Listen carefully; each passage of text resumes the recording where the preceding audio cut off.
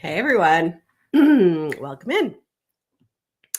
Do you ever panic that you're going to be late to a thing that you set up that only you are accountable for? And then you are late and you feel like you should apologize to everybody that you're late, even though you were the only one who committed to showing up to this thing that maybe other people will show up to and maybe they won't? No, just me? Okay, sorry I'm late to my own life. Welcome. I'm super glad you're here with me tonight. If you are just stumbling upon me, welcome in. I'm Lauren Lefkowitz, executive coach and fractional chief HR officer, mostly executive coach. And I believe fine is a trap, and fine is the thing that we say we are when we're absolutely not fine, but we don't know how to fix it. And so we say it's fine. We justify that it's fine, that we are in a toxic work environment, or it's fine we don't know how to set boundaries, or it's fine we're so deep in burnout that we don't even remember the last time we were not in burnout. And I am here to tell you that it's not fine. This is not the life that you are meant to lead. You are meant to build a big, beautiful, joyful, fun, happy, exciting, or like really not exciting life if you don't want an exciting life. And you get to. And sometimes it doesn't feel great in the muddy middle, but I'll tell you what, it feels worse when you don't do the work at all. So welcome in. I'm so glad you're here with me. I do this show every week, the Forking Audacity. I don't mean forking, but I like to keep it clean on the socials. I'm live on LinkedIn, Instagram, TikTok, and nope, not TikTok, LinkedIn, Instagram, Facebook, and YouTube. I'm also looking for a new multi-stream live platform if anybody has a recommendation, because StreamYard just doubled their prices. And frankly, I can't justify that. And to have to take a similarly priced plan with fewer features that I need, feels like a bummer. So anyway, here we are. Welcome in. So tonight I'm talking about Mean Girls.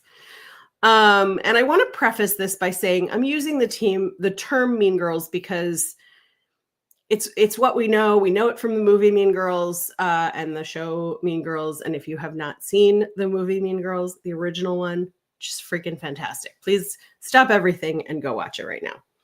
But a mean girl, if you haven't run into one of these before, is can be any gender. Actually, it does not have to be a girl or a woman. It does not have to be a binary gender. But the statement when somebody is acting like a mean girl is that they are deliberately trying to manipulate your feelings to make you feel some kind of bad. And often that starts with flattery that leads to bad. So, for example, if I'm looking at the movie Mean Girls, there are times during that movie where the mean girl will compliment the main character and she'll say, "Thank you." And the mean girl will say like, "Oh, you agree? You think you're pretty?"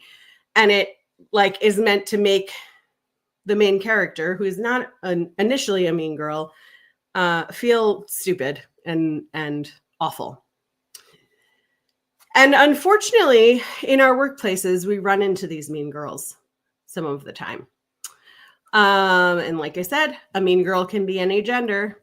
This term is, for me, not meant to infantilize anybody by calling women girls. It is a phenomenon of being in a situation where somebody comes in deliberately to be mean, to do something unkind. You find this a lot in departments where somebody is often used as a scapegoat. You see this in departments where somebody new comes in and the people who are already there are resentful that the last person left or was asked to leave. You see it when somebody who was a colleague gets promoted, and then that promoted colleague either gets a bit of an ego and holds over everyone else's heads that they are now this higher level, or other people are resentful that this person got promoted and takes it out on them by utilizing this mean girl mentality.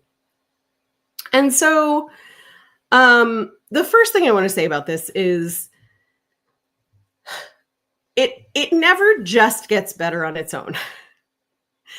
And I don't say that to be discouraging, because there are things that we can do as individuals if we are being mean girled to handle that situation. And I'll talk about that a little bit, but ignoring the problem doesn't make it go away, which is so frustrating because I love ignoring problems in hopes that they'll go away.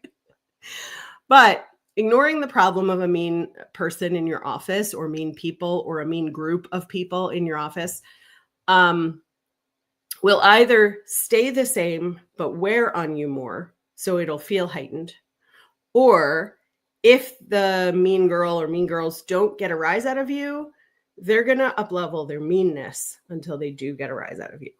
So if you have a mean girl, mean group of girls, mean person situation in your office, it will not resolve typically on its own. Mean girls don't tire of being mean girls, which is a shame because it feels exhausting to be on the receiving end of it. It also feels exhausting to not be a mean girl or a mean person, but be pressured by your mean girl group of people to like be on their side or be out.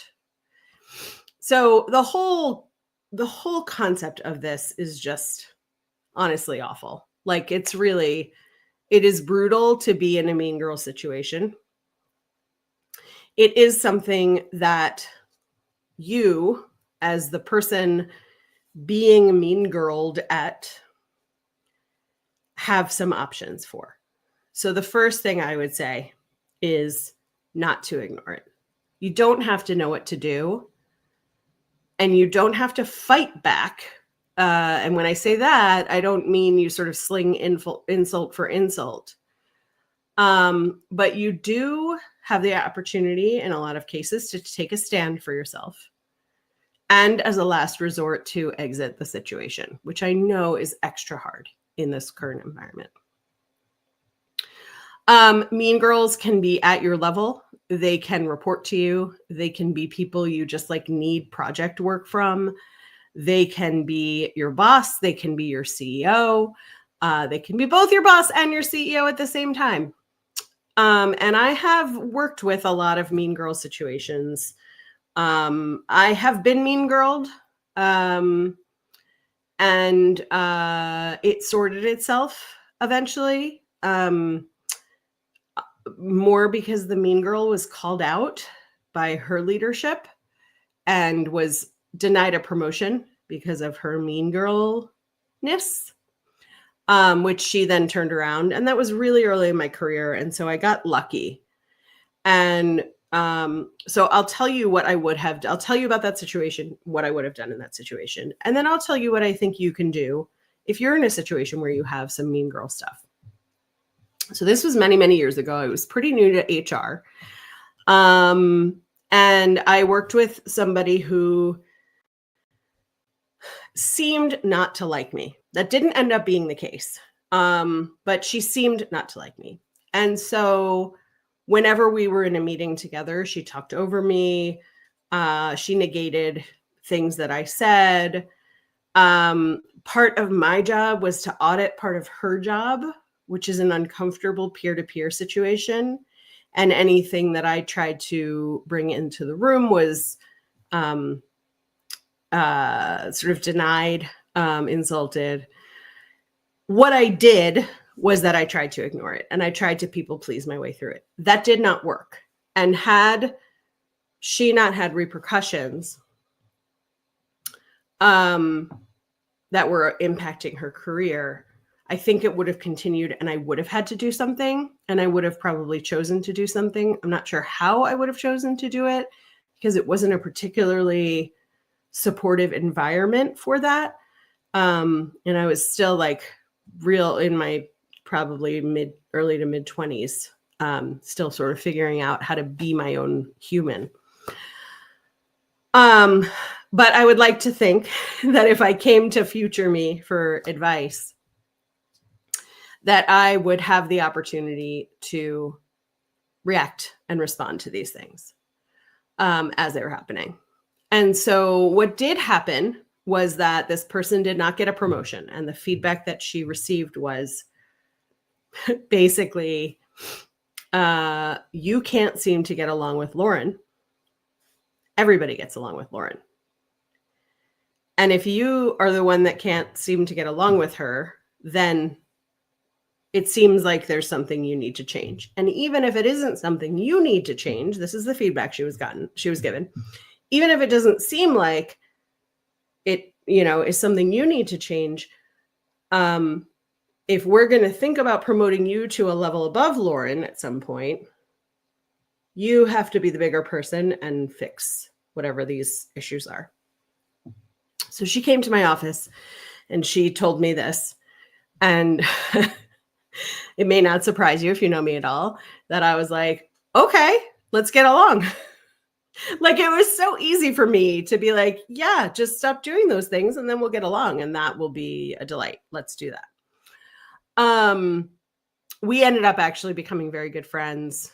We sorted out the individual things that were triggering her in the relationship that we had that was peer with oversight on specific things with me. We addressed that she interrupted me in meetings, that there were times when we were idea sharing, I would say something and she would say, I know how to do my job, Lauren. And she talked about that and feeling threatened and all of that. And we not only settled it, we learned to work really well together and became very good friends, and stayed in touch for a number of years after. Eventually lost touch, but we did stay in touch for a number of years after I left the company. What I would have done if I had been working with a coach is that I would have gotten all of the feelings out. That's like the first thing, is what do I actually notice that this makes me feel like? And how am I reacting and responding to this? And is that in alignment with who I am as a person, or is that out of alignment with who I am as a person? Right. And so what I mean when I say, is that in alignment or out of alignment, it's like, I am a certain way. You are a certain way. When I respond and react to something, it tends to be pretty predictable. Like, if there's something punny to say, I'm likely to be the one to say it. And everybody in the room is likely to giggle and say, of course that would come from you. If I am learning that I'm in trouble for something, I get hyper apologetic. Unless I'm absolutely positive that I'm not in the wrong, which is not often, but when I am, I will stand for myself. But I become hyper apologetic, and then I explain that I'll look into it, or then I explain what happened. But I fall right on the sword. If I am being complimented, I will, in a very practiced way, because I've practiced very hard accepting compliments, I will say, thank you. But the old me would dismiss it and say oh, it was just lucky, or, oh, thanks, I got it on sale. Or I still tell people if I got something on sale. So we are predictable beings.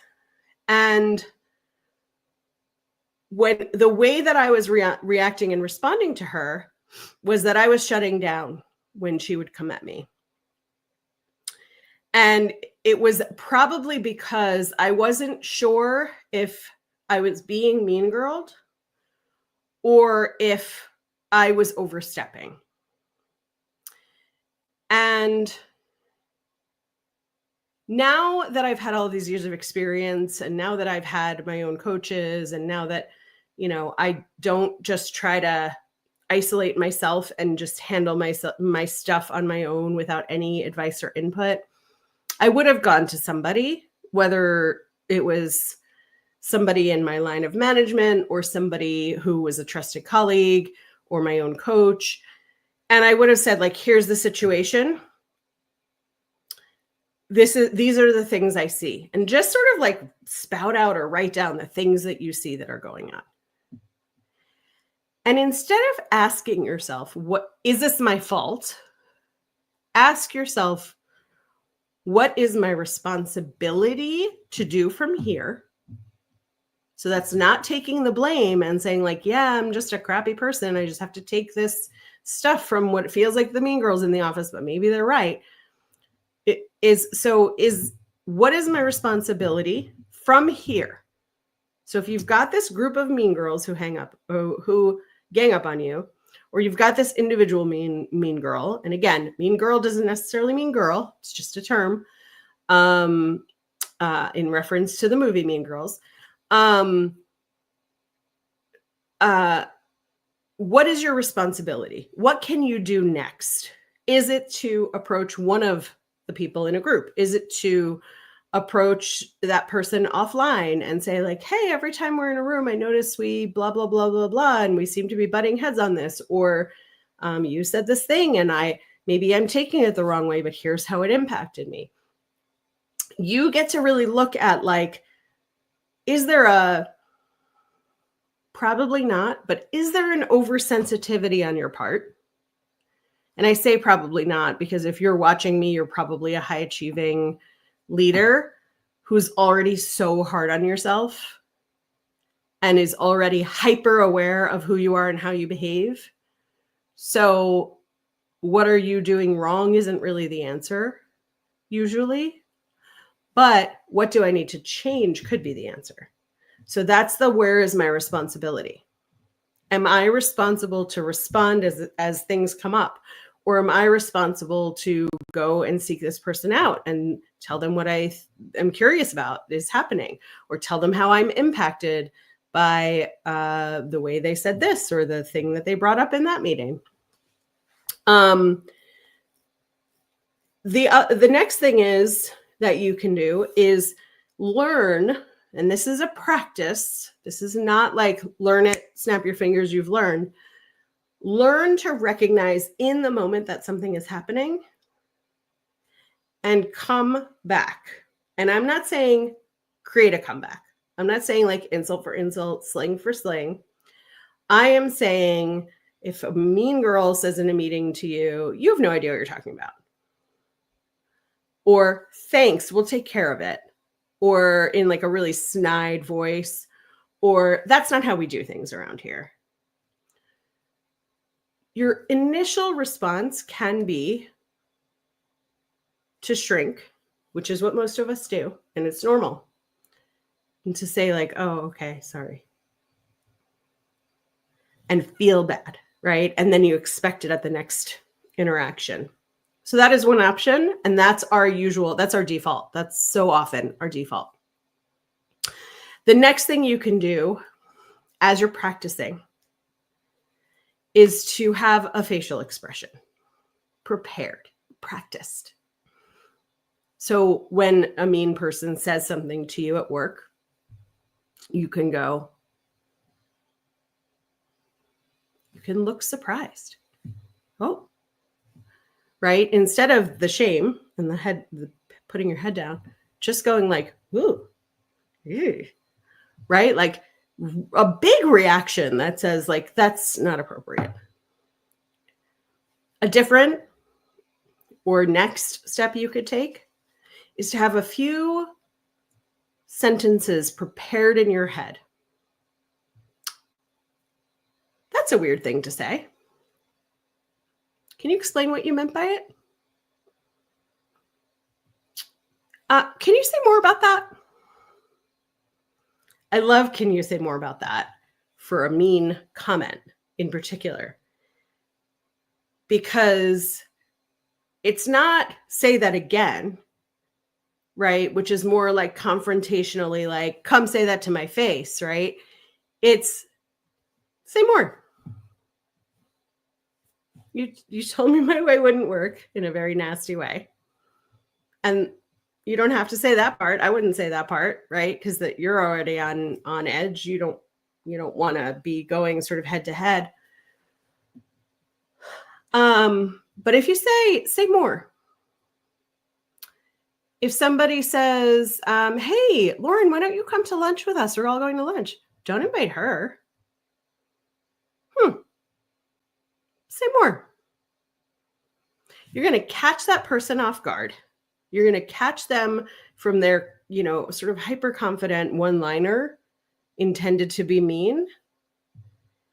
And you're going to be able to sort of make them say why they don't want you to come to lunch. It's baby steps, okay? I'm not telling anybody to leave this call and go into work tomorrow and say, like, it's over for you, and it's over for you, and it's over for you.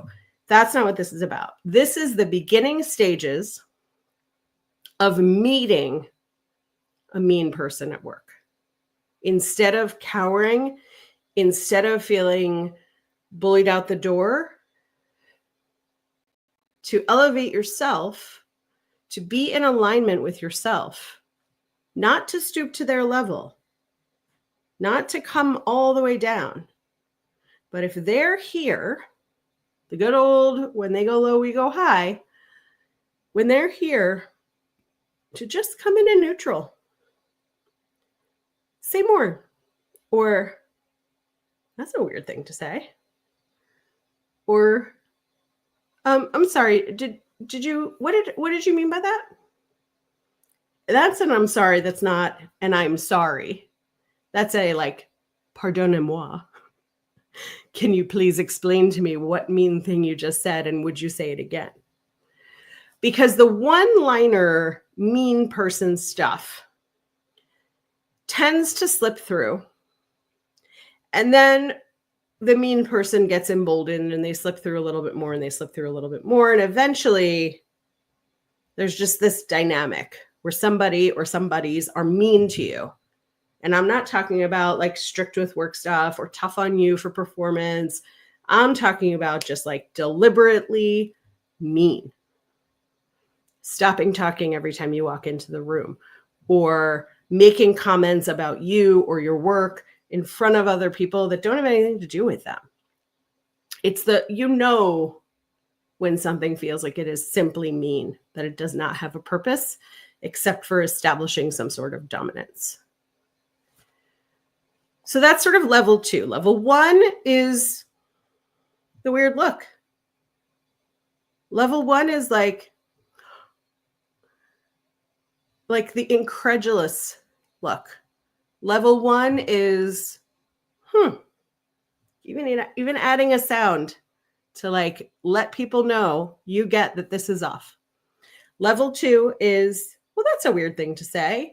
Or, what did you mean by that? Or, say more. Or, can you explain a little bit more about that? Level 3 is the proactive confrontation. And the proactive confrontation is not, hey, I can't even do it. Hey, you don't get to treat me like this. Who do you think you are? That is like level 6. And you may get to level 6. But level 3, we're just going to talk about levels 1, 2, and 3 today. Level 3 is, hey, you got a minute? I wanted to talk to you about the comment that you made in the conference room when you said X, Y, and Z. And I wanted to explore, I don't know if it's that comment or a number of comments you made or the way you and I interact. And notice I'm not saying like the way you talk to me, right? Like that's always going to come with some real defensiveness. And you may get there. That's higher levels of confronting the mean girlness. But just popping in full curiosity, right? Or picking up the phone, or can I catch you for 5 minutes? Or I need to catch you for 5 minutes. And saying to this person, hey, Paula, I have a a business card from someone named Paula. This is not about her, but I have that sitting on my desk. Hey, Paula. When we were in the conference room yesterday, you told me that I wasn't welcome. Those were the words that you used. I wasn't welcome in this group. And I just have noticed that the way you and I interact doesn't seem to be going well. Tell me about that. A mean girl does not usually feel as emboldened one-on-one as when there's a group of people around. The leadership, and I hesitate to use that word because it's sort of icky with mean girls, but the leadership qualities of a mean girl include that she has to have an audience. There's never the one-on-one. We're not that brave. Frankly, mean girls are not that brave. I just called myself a mean girl by saying that. I'm not a mean girl. But mean girls are emboldened when they are in front of other people, when they're getting a reaction, when they're getting the gasps from their friends. Mean girls, when you come to them one-on-one with curiosity and compassion, and also like a command presence that says like, I'd like to speak with you about this. The likelihood is that that mean girl will start backing off. And I know this because of experience. When we get to levels 4 and above, there's the more active calling out in public. There's potentially bringing your own manager in, bringing HR in, and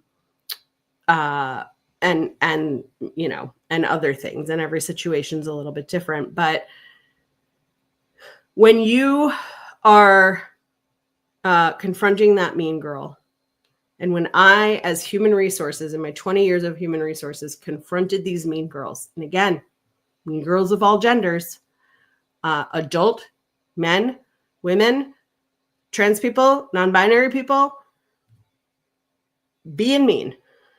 I'm going to tell you it was like less often trans and non-binary people. Because when you are in a population that is just trying to survive at work, quite frankly, the last thing that you want to be doing is calling attention to yourself in a way that is going to heighten anything that anybody has preconceived notions about you. So the most frequent mean girl profiles I've seen have been overconfident guys, and which is really just a cover for underconfidence, and underconfident women who want to establish that they're the better, the slicker, the more clever of the women in the room. So when I have met with these mean people and I have sat down with them and I have said things like, these are the things that I've observed happening, or that I've heard happen, or that somebody has filed a formal complaint about, almost every time. In fact, I can hardly think of a time in a situation that was simply mean oriented. Almost every time, that person breaks down in tears. And not because I was mean to them, and not because I was confrontational, but because now that we're addressing, hey, what's happening? It's almost never about the person who is the victim of the mean girlness.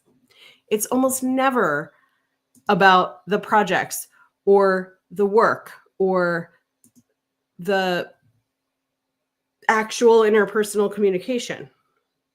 It is almost always there is some loss of control in their own lives or their own work, or some like very deep level of caring about the work that has been misapplied.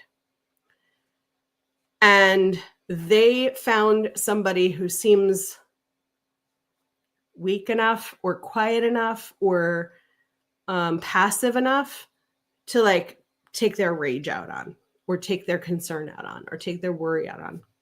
It's not appropriate. It's never appropriate to just be mean. It's never appropriate to be mean at all.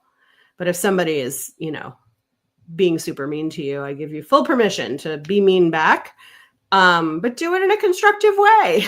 Like, demand respect. So I'm going to leave you with that tonight. My whole life's goal is to help as many people as I can find joy, especially in their professional lives, because it is hard to be a professional. It's extra hard right now. It's extra hard if you're government or government adjacent. And the world is weird and very upsetting right now. So we get to decide to be kind to each other. And if we find that somebody is not being kind to us, and that the whole issue with that person centers around they are not being kind to us, they are being a mean person, we get to take a stand for ourselves.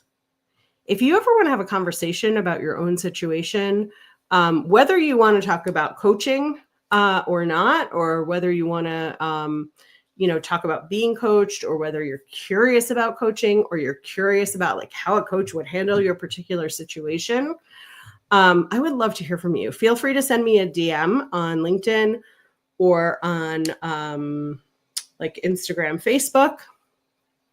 And I'd love to, get to know what your situation is and see if I can help out. Have a great night. I will be back next Tuesday, same time, with a new topic. Thanks.